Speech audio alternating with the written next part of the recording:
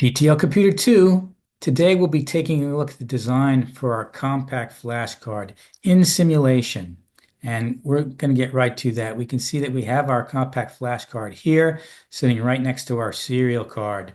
And since both of these are designed to live in our expansion slot, it's got the standard expansion slot interface.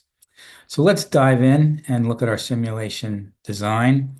Okay, so we have a lot of this is boilerplate, and we'll just quickly go over this, right? We have our data bus buffer and our driver chip.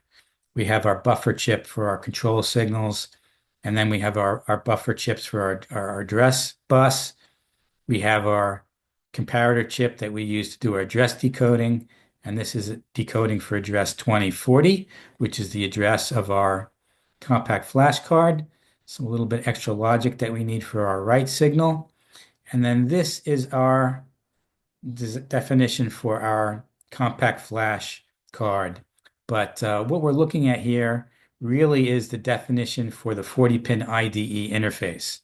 And this actually looks a lot like what the box header for the 40-pin IDE would look like. So this is defining each of the standard pins for the IDE interface, right? Reset signal, data bits 0 through 7, our read and our write signals, our address signals A0, 1, and 2 for the 8 internal registers that the compact flash card has. We have data bits 15 through 8, and then we have our 2 chip select signals down here. This is an extra signal that I need just for simulation to make this work correctly, but in our build, this will just going to be a ground connection pin.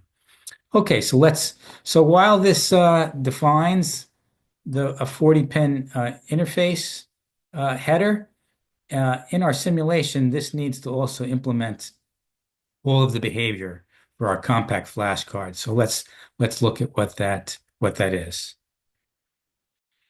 Okay, so this design is a little bit similar to what we did for our 16550 UART because both cards present an interface that's substantially the same. Both the compact flash and the UART provide 8 registers that TTL Computer 2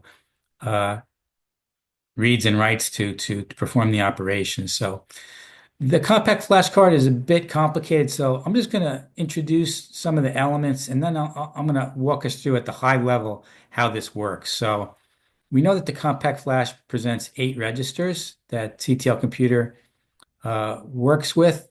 This register is the error and the command register. This is the sector count register that we want to read or write. We have our low, mid, and high. These are our logical block address registers.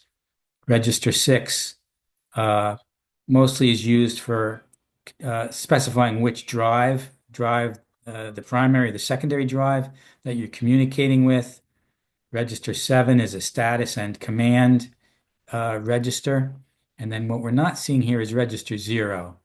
And register 0 is the register that we use to read and write data coming to and from the compact flash is all goes through register 0, which is so this is both a read and a write register. And while this is presented as a register in our simulation, this is a 64K RAM implementation. So we have an address signal that comes into the RAM, and then we have reading and writing signals here to the RAM, and the output from the RAM is connected to our data bus. So besides the RAM, we have some extra circuitry that we need, and what we do is I have a counter here, a 16-bit counter that basically holds the starting address, the starting read and the starting write address for the compact flash, because we remember that the logical block address represents one sector to read, but that sector is comprised of 512 bytes. So this register holds the starting address of the logical block. address, and then that's fed into a 16-bit data register that's used as a latch to just latch that value in. And the address coming out of the latch is what feeds the RAM chip, so that we have an address that is stable for the RAM chip to use. So I'm going to kind of just walk us through now how this works at a high level now that we've defined the different pieces. So TTL computer 2 will write the logical block address that it wants to read or write down here. It will then set the feature that it wants to do, a read or a write sector command, and then it will issue the actual read command. And then it needs to, so now TTL computer 2 has presented all the information it needs to the compact flash. It's given it the logical block address, and it's told it what it wants to do, whether we want to read or write. So now we have to read, even though it's only specified one sector, we need to read or write 512 bytes to that sector, and we do it repetitively. So TTL computer 2, sets the logical block address, it sets the feature, it issues that it wants to do a read or a write command. Then it needs to do a read, byte 1, read, byte 2, read, byte 3, byte 4, all the way up to 512. So that's where these counters come into play. So we use the counter. It starts out with the initial block address that it needs to read or write, but then it needs to count. It needs to count and increment that so that we can read that out of the RAM, right? We're using a regular RAM chip here, so that has a 16-bit address. So this counter is used to increment that address, 512 times, so that 512 consecutive reads or writes will need to be performed to fully write out the sector that we're reading or writing to. So this is a bit complicated, but internally, this is what the compact flash does, right? It starts out at a given address, and then we need to do 512 consecutive reads or writes to get the data out. So that was a bit complicated of an implementation for me to do, but I did get that to work. Okay, so that's the design of our where we are mimicking the behavior of the compact flash, and that's all good to go. All right, so let's back out and let's get to a point where we can run the simulation now. All right, so let's kick this off, start our simulation, and hit reset. Okay, so TTL Computer 2 is up and going here. It did its little system check.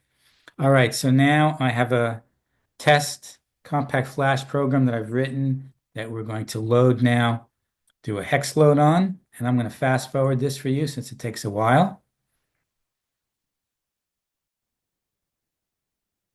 Okay, so that's loaded. So now let's just do a directory on drive 1, which is our flash drive. And we can see that there's nothing there. It's just an empty directory. So what I'm going to do now is run our test program that we just loaded in through the hex loader. I'm going to let that run. It's going to take a bit, and I'll come back. Okay, so that's completed.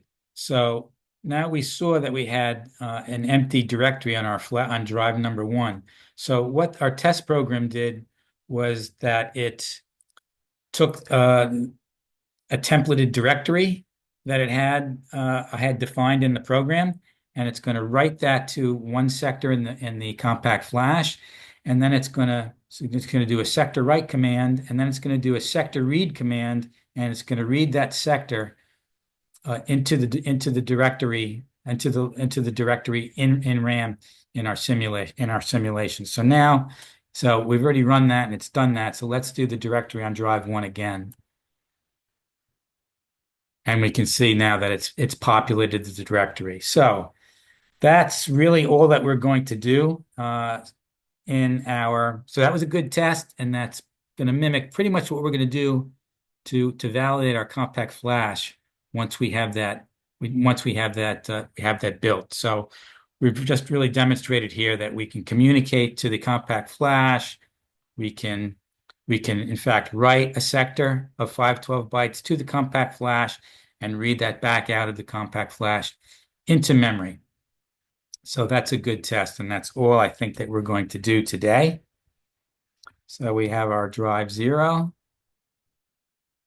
which is our read-only drive, and we will have drive number 1, which will be our writable drive to our compact flash. So I think that's it for today.